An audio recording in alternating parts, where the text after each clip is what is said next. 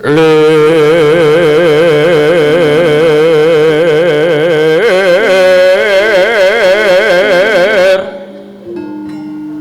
muruping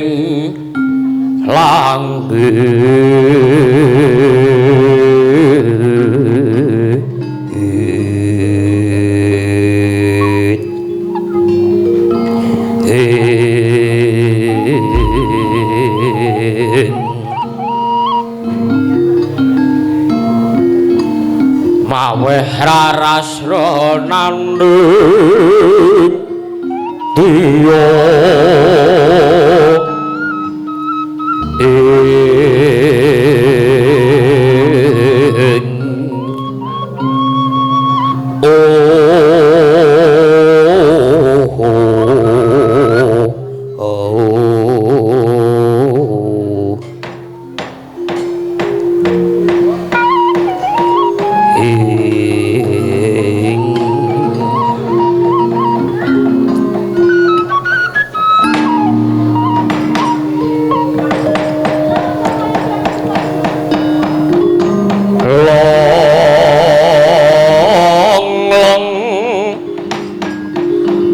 ramyaning kang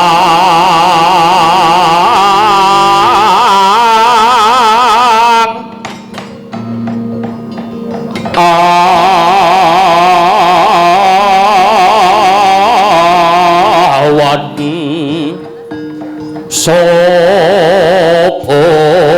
sopo nikeng Hastina saman tara tekeng tegal kronaran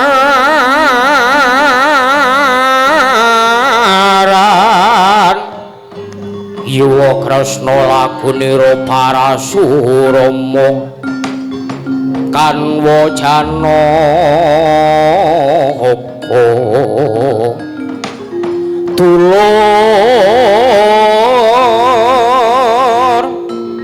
narada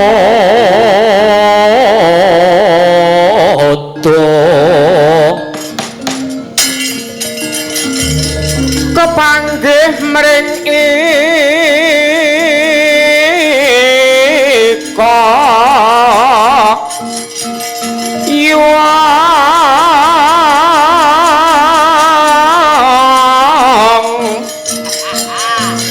jumurunging karsa saparti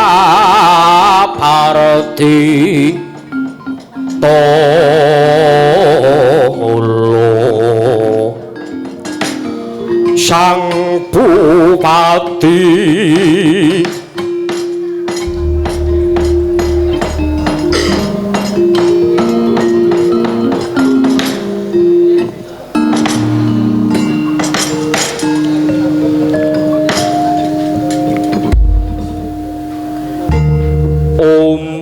Awignamas nama sidam Awignamas nama silat mring hyang jagat karono duh Koko Prabu kekalih minangka sesembahan kula pun Darma Kusuma ngaturaken sembah sungkem pangabekti mugi kunjuk ing sandhap pepadu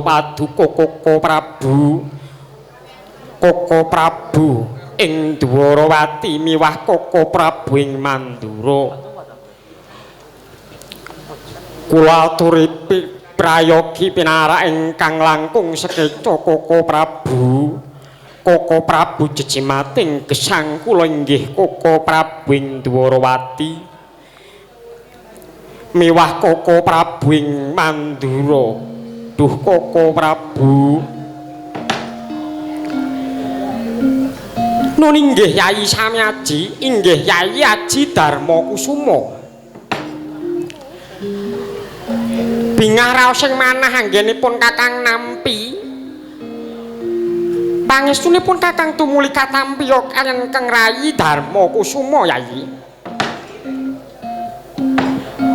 Duh Koko Prabu ing Dwaraka inggih Koko Prabu Sri Bathara Kresna ngaturaken gunging panuwun ingkang tanpa pepindhan. Pangestu paduka kula tampi asta kekalih kapacangaken wonten ing rikma kakalungaken wonten ing jangga saengga saged amimbuhi kaprabawan agung ing negari agung Ngamarta puniki Koko Prabu sesembahan kula Koko Prabu ing Dwaraka. Lokno nuning nggih Yayi. Kang Rayi Samyaji Yayi Aji Darma Kusuma pun Kakang bingah raos sing manah sanget anggen kula nampi pangabektinipun Ki Adi. Pangestunipun Kakang tumuli katampi Yayi. Lokno nuwun inggih Koko Prabu ing Mandura.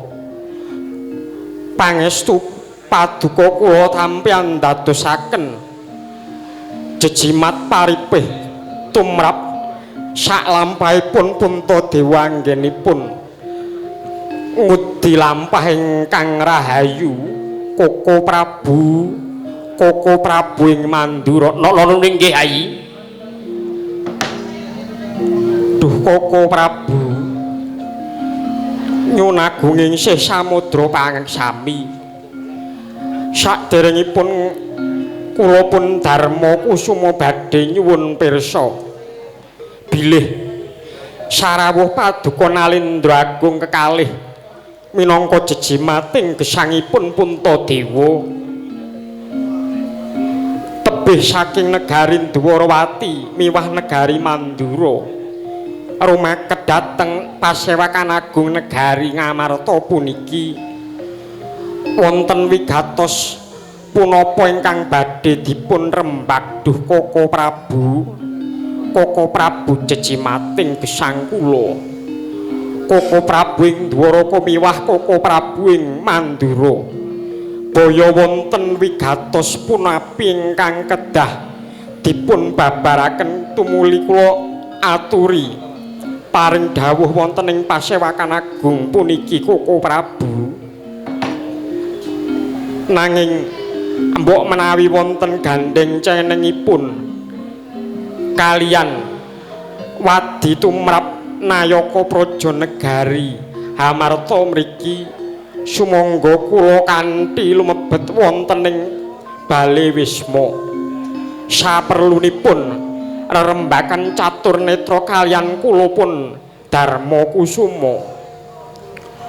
Nana nuning nggih Yayi.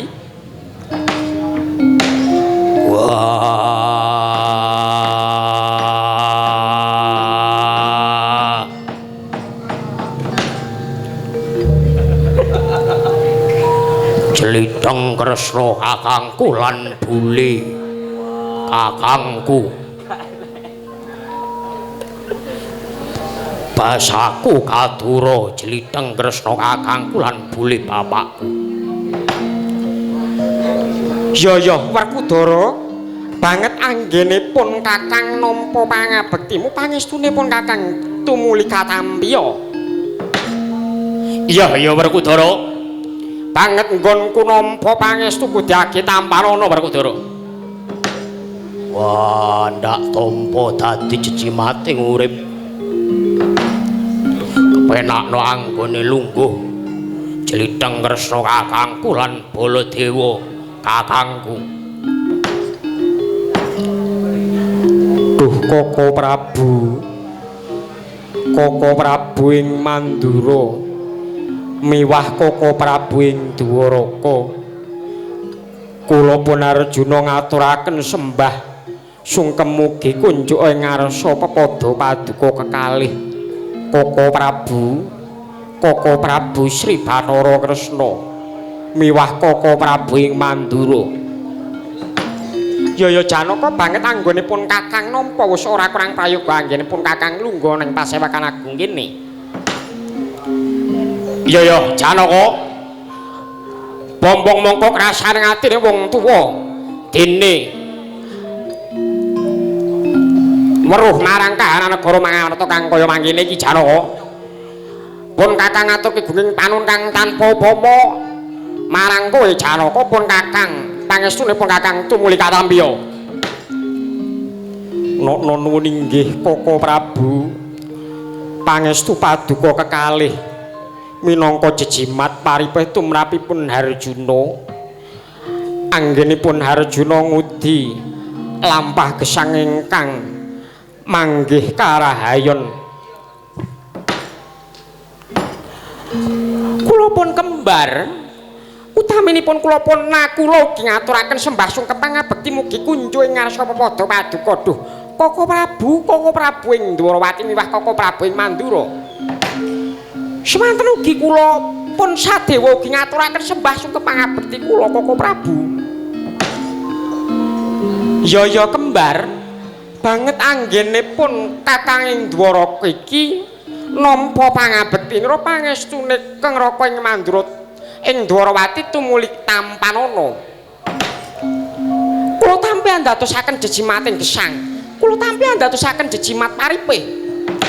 Ya kembar banget nggone Kang Raka ing Mandura nampa pangestunipun Kakang Gaki Tampanana. Kula tampi andadosaken jejimating gesang. Kula tampi andadosaken jejimat paripeh. Duh. Yayi tumuli enggal paring dawuh wonten ing pasewakan agung puniki. Nuwun inggih Yayi, sumangga baya wonten wigatos punapa sajak wiwit sonten menika wau mboten karenaning penggalih. Anjrah ingkang puspita arum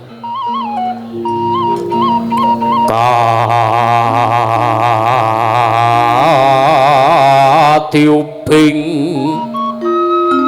samirana mrih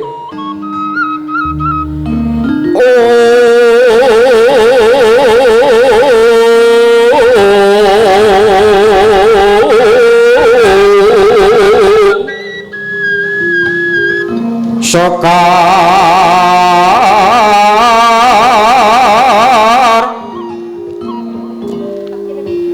kadung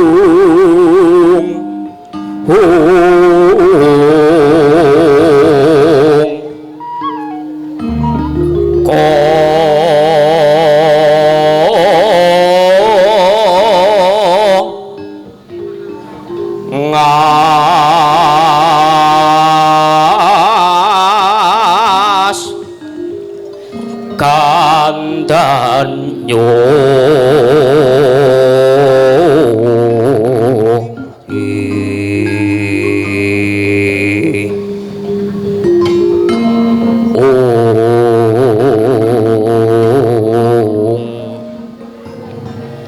maweh rarasrananing driya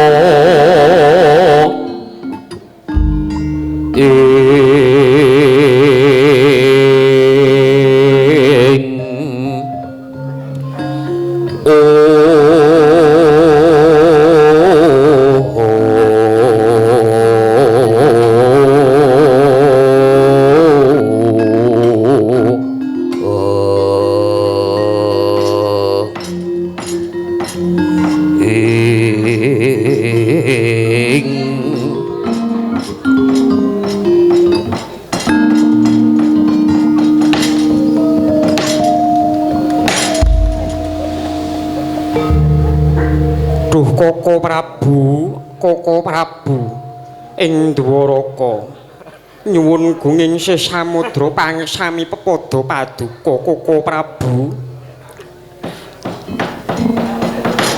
Koko Prabu ing Dwaraka wiwit duk nalika semanten kula pun Yayi Darma Kusuma nggadhahi nadar ingkang kedah dipun luwari. nadaripun inggih ningali saking kasunyatanipun jer kasunyatanipun ing nalika semanten negari yang Amarta menika wujud wanagung liwang-liwung. Nadyan to negari Ngamarta punika sampun adeg negari inggih menika negari Ngindraprastha duk rumuhun. Nanging negari Ngindraprastha punika sanes negari ingkang saged dipun pirsani kaliyan netra limrah.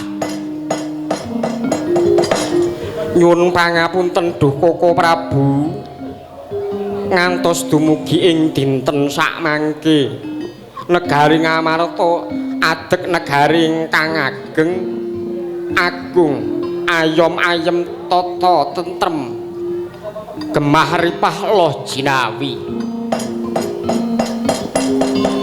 Koko Prabu menawi mulat saking kahanan ingkang kados mekaten punika wau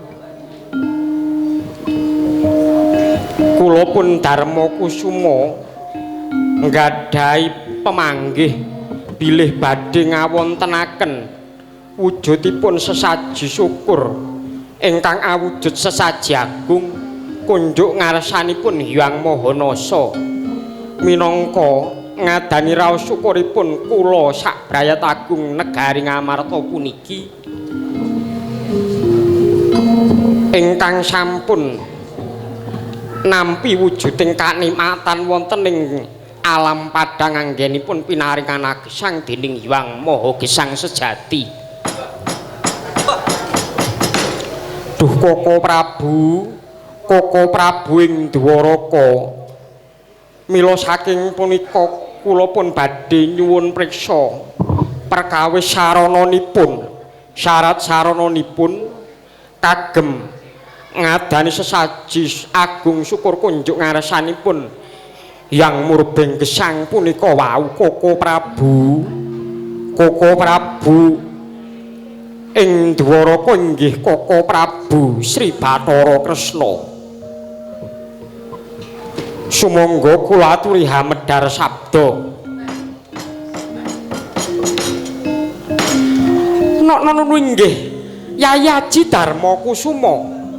Nyuwun agunging pangapunten boten ngirangi babar pisan boten ngirangi raos hormatipun Kang Raka ing Dwaraka dumateng Kang Yayi Aji Darma Kusuma minangka nata agung nalindra ing negari Ngamarta puniki Yayi.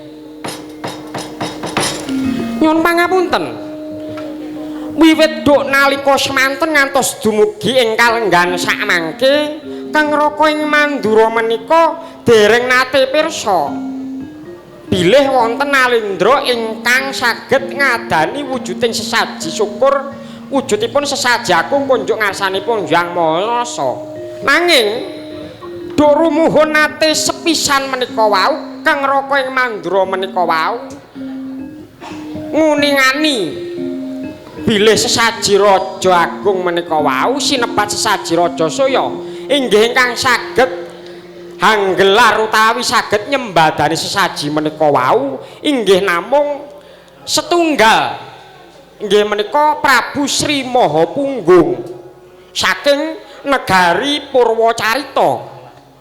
Yayi bilih syarat-syarananipun ngawontenaken sesaji syukur wujudipun sesaji agung kunjuk ngarsanipun Hyang Murbeng Gesang menika awrat sanget inggih menika kaping sepisan syarat-syarananipun inggih menika kedah sineksenan dening Brahmana cacah 7. Brahmana cacah 7 menika wau mboten dipun keparangan bilih gadhahi penggalih ingkang awel utawi kagelan dening sak pepadaning titah. Dados ngrundel kemawon mboten keparang kedah merdika ing penggalih Yayi. Iya. Nyuwun pangapunten. Bilih angka kalih syarat-syarananipun sesaji agung menika wau nggih sesaji Raja Soya kedah nyawisaken wujuding Pala pendem pala kasimpar miwah pala gumandhul ingkang minangka tenger utawi wujud raos syukur kunjuk ngarsaning ibu bumi utawi ibu pertiwi ingkang minangka papan gesangipun kita sedaya wonten ing alam padang. Nggih menika gesang menika kaapit kalian ibu pertiwi miwah bapa akasa.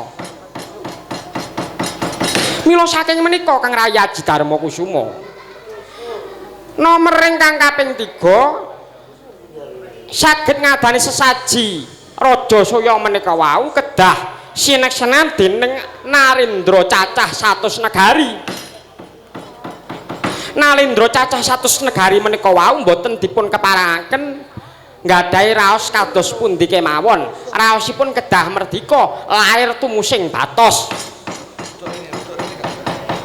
Mila saking menika Yai Aji Darma Kusuma nggih Yai Puntadewa kang banget pun kakang tresani wonten ingkang lenggan samangke. Nyuwun pangapunten. Syarat ingkang pungkasan minangka syarat saranipun sesaji Raja Suya menika wau inggih kedah mbekakak Nalendra cacah 100 negari menika wau. Nanging Nalendra cacah 100 negari menika wau kedah Nalendra ingkang nggadahi hambek budi candala angkara murka lan hambek budi candala angkara murka menika wau mboten saged kabendung utawi den pepalangi dening sinten kemawon lho Yai. Nyuwun pangapunten. Mila saking punika Yai Aji Darma Kusuma sinten Narendra sinten kemawon Kang Raka ing Dwarawati dereng nate priksa perkawis wontenipun ingkang anggelar sesaji syukur menika wau. Nyuwun pangapunten Yai. Yai sami aji nggih Yai Darma Kusuma. Kula aturi ampun ngantos wigih araringa Yai. Bilih syarat-sarananipun ngawontenaken sesaji Raja Soya menika pun kakang badhe sanget sabiyantu lila legawaning manah. Badhe nderek ngupadi wujuding sarana menika Yai. Wah. Barep kakangku. Aku duweni karep supayane sesaji Raja Soya kuwi bisa kaleksanan.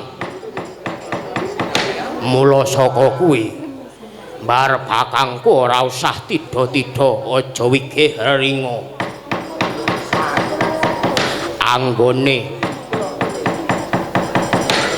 nganani sesaji Raja Soya kuwi mau Werkudara sing bakal ngupadi syarat-saranane. Yai Dimas Werkudara iya banget panggal panuwunipun kakang ing Ngamarta. Pun kakang sejatine ora negakake Yai Dimas Werkudara. Nanging lamun to kasunyatane kaya mangkene banjur kepiye Yai Dimas Werkudara? Nuwun pangapunten Yai Aji Darma Kusuma. Nyuwun pangapunten. Kula aturi emut ampun wigih araringa awit punapa? Para Pandhawa sak keluarga menika sampun tinitah gesang wonten ing alam padang sampun linairaken ginaris bilih kedah hambengkas angkara murka Yai. Saking punika wau paduka kula aturi emut bilih ampun ngantos wigih araringa sedaya menika wau nggadhah sedya ayu murih rahayu Yai Aji Darma Kusuma. Inggih Yai Aji Darma Kusuma ampun wigih araringa. Wada kaya mangkono. Dereng rampung genya paring Pak Wawandika ing pasewakan agung negari Ngamarta kedadak sawanipun Narendra saking negari Batasarimbak saking katebian keprungu swantenipun sesumbaran maciwaca minggir njaluk dalan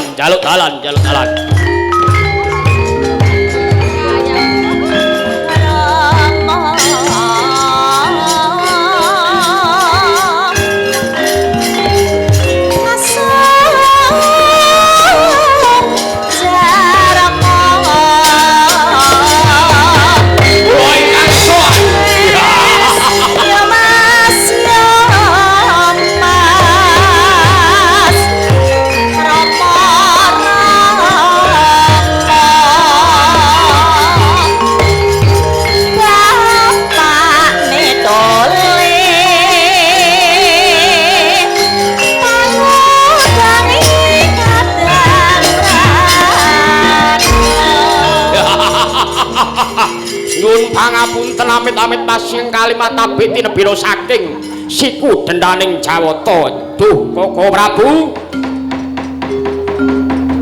sinuwun negari Ngamarta inggih sinuwun panutan kula sinuwun Prabu Puntadewa inggih sinuwun Prabu Darma Kusuma nyuwun pangapunten sinuwun. Duh Kisana banjur ora nate tambuh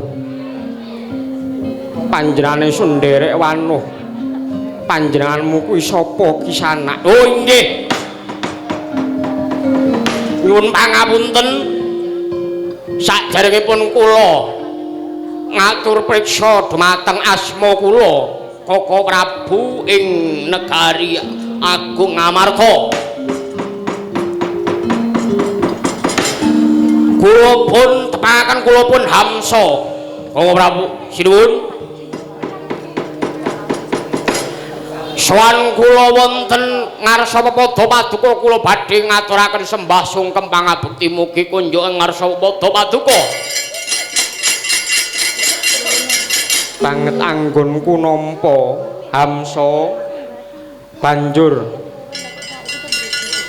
apa kang dadi sedyanira? Oh nggih nyuwun pangapunten. Sawan kula tumedhak rumakat wonten ing negari Ngamarta mriki inggih namung badhe kaping setunggal. Hamsa badhe ngraketaken kekadahan ing antaranipun negari kula Batasarimbak. Kaping kalih Hamsa badhe nyuwun senjata pitulungan tumbak kenceng dhateng Paduka Narendra Agung ing Ngamarta. Nyuwun pangapunten negari kula ing Batasarimbak menika katemben mawon Ketaman Ruhara Kunjana Papa inggih Ketaman Pakebluk Mayangkara. Saking menika wau anggenipun kula mastani dumateng para kawula agung negari kula Batasarimbak menika wau kula rumaos mesaken dumateng para kawula awit ingkang dados tututuan inggih menika namung kula pun Hamsa. Duh sinuwun mila saking menika kula lajeng nglampahi lelampahan saking leluhur kawula ngeningaken cipta nutupi baban hawa sanga semedi maladi ning suci nyuwun maring ngarsaning Hyang Maha Nasa supados saged pikantuk wujuding sasmita pikantuk wujudipun wawisik ingkang saged angsal sarananipun kagem ngluwari Pakebluk Mayangkara wonten ing negari kula Batasarimbak. Wawisik menika ngendikaken bilih kula pun Hamsa kedah ngudi wujudipun senjata jimat jamus Myang Kalimasada.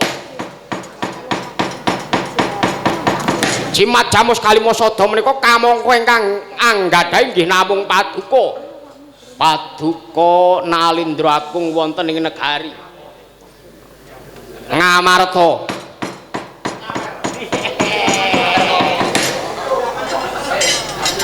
Nyuwun pangapunten.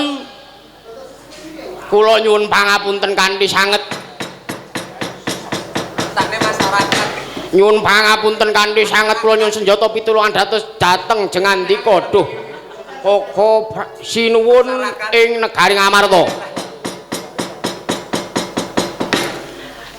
Saged mboten saged kula nembung jimat jamus miyang Kalimasada menika mbok menawi kedah dipun ijoli kalian punapa kemawon badhe kula ijoli.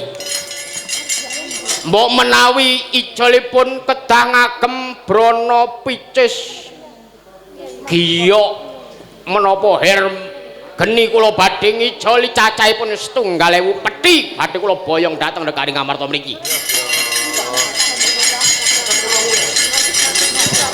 Nanging ambok menawi kedah ngijoli sarana probaya arta wujudipun kula aturi paring dawuh pinten-pinten kemawon badhe kula bayar kenceng. Pinten-pinten kemawon badhe kula bayar kenceng mboten suda sekedhik kewala. Awit negari Mbata Sarimpak menika negari kang sugih bondo bandu mblegedu sak jagat datan bisa tinimbang dening sinten kemawon. Duh sinuwun kula aturi paring pirsa. Yayi Dimas Werkudara ing Jodipati. Wah, piye? Kepiye? Kepiye mbarep kakangku?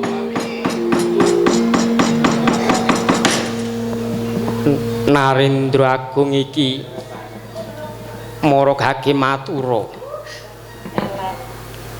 Kisana ingkang dinten sakmangke ingkang hanyepeng jimat jamus Kalimasada menika sanes kula nanging kang ngrayi wonten ing Jodipati inggih menika Werkudara. Wah ladalah menika Werkudara. Ah dasar kepara nyata. Wah Raden Werkudara. Sumangga kula aturi paring dawuh pinten ijolipun supados jimat jamus Kalimasada kedah saged kaboyong wonten ing negari kula Mbata Sarimpak. Sumangga kula aturi bilih ijolipun kedah nyenyuwun gajah saking negari Thailand 1000 cacahipun badhe kula aturaken wonten ing Pasewakan Agung puniki.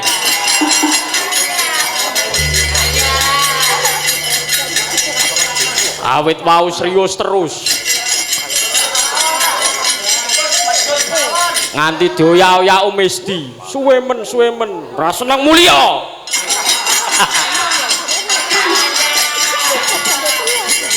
Nyuwun pangapunten mbok menawi ijolipun kenya ingkang ayu-ayu nggih menika mapan wonten ing warung pangkon Wahyudon. Badhe kula cawisaken wonten ing Pasewakan Agung mriki. Ampun ngartos kuatos suda sekedhik kemawon mboten badhe suda. Sumangga kula aturi paring dawuh Raden Werkudara. Wah. Aku wiwit cilik malah durung tau duwe dolanan ya kuwi sing jenenge Mata Raja. Loh ladalah. Mata Raja ya dasar kepara nyata. Ampun kuatos badhe kula padosaken mripat-mripat rencang-rencang kula menika wau. Menawi dipun damel dolanan paduka awit paduka wiwit alit dereng nate dolanan Mata Raja.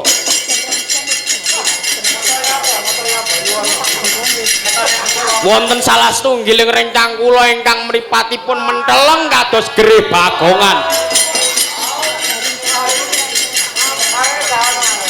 saben-saben uprus mentolo kula cuplak matane.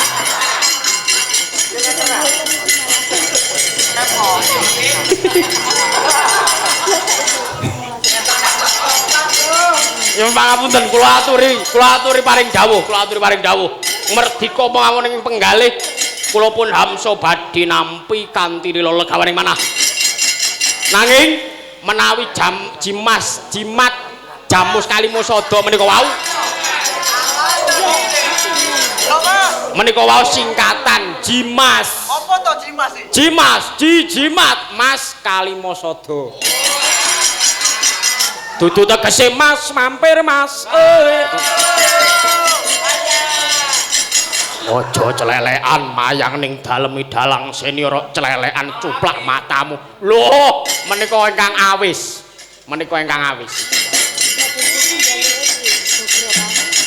Wah, aku ora njaluk dolanan mata raja sing saka kancamu. Oh, lajeng mung aku njaluk dolanan mata raja. Ya raja sing mapan ana ngarepku iki. Loh, lah salah. Mangke rumiyin panjenengan kula aturi emut. Jenengan kedang atus-atus lho menawi ngendikan.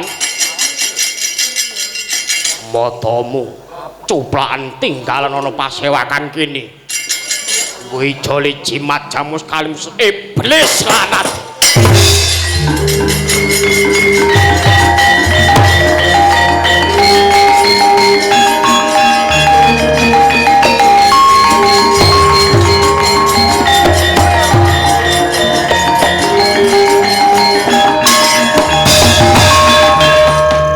Kagyatri sang kabirangu rinangkul kinempit kompit dusang renaning bawana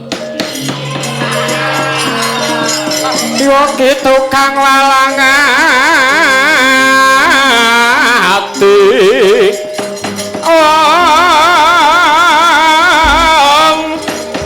yogi tukang nesing tias yogi tukang kudu kering yogi tukang kudu kering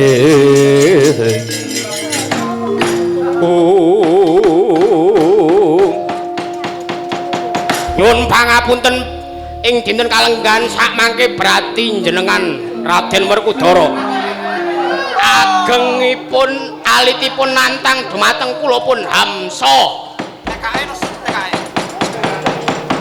golek papan jembar kanggo nodi kaprawiran kula rantos wonten alun-alun negari Ngawarta badhe kula pakat jangga jengandika Raden Werkudara ngatos-atos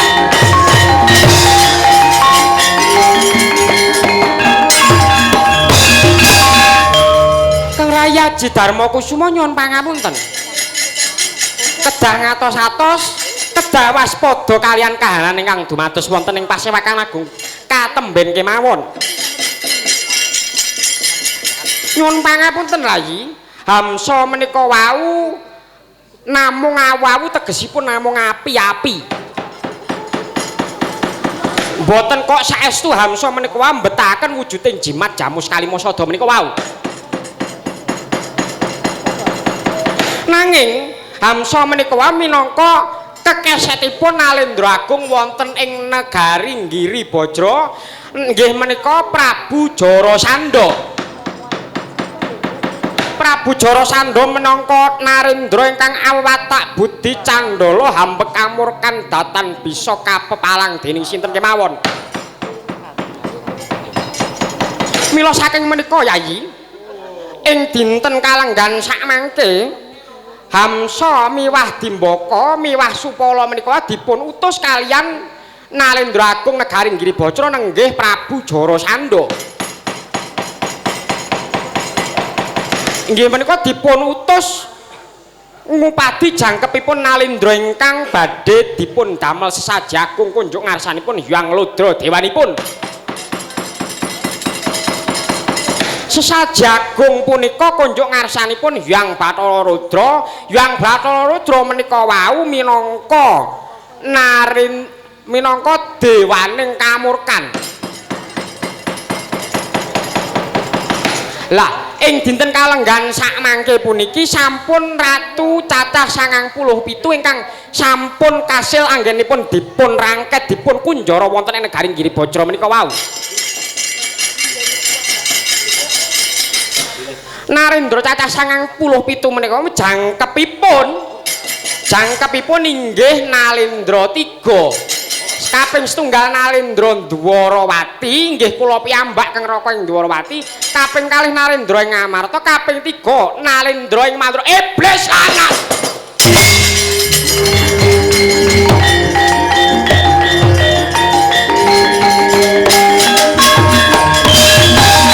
Lah kok ora mung mau-mau? Lah kok ora mung mau-mau lamun to Hamsa kuwi ngrasani karo negara Mandura. Hamsa bakal mateni negara Mandura luwih-luwih marang Yayi Aji ana ing Dwarawati lan Yayi Aji Ngamarta. Lah kok ora mung ket mau kowe Tresna? Lah kok ora mung ket mau? Ngati kok lak gecek coba matane ana kene. Koko Prabu kula aturi sabar.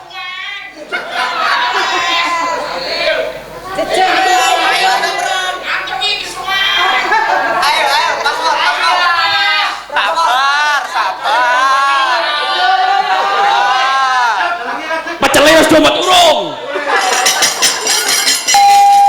Lah kok ora mau? Koko Prabu kula aturi sabar ing penggalih. Mangke riyen sedayanipun mboten kedah ngagem okol. Ngoten.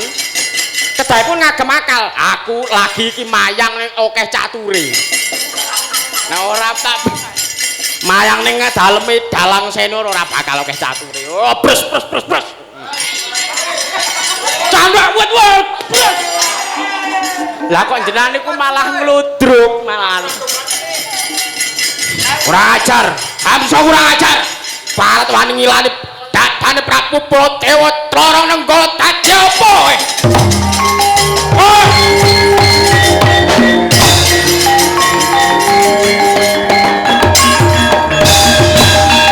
Yayi Dharma Kusuma kula aturi menggalih ingkang kanthi sekeca sumangga kula aturi kula kanthi minggah wonten ing sanggar pamujan nyenyuwun mring ngarsaning Hyang Mahanasa supados perkawis ingkang dumadi ing dinten sakmangke puniki saged dipun luwari.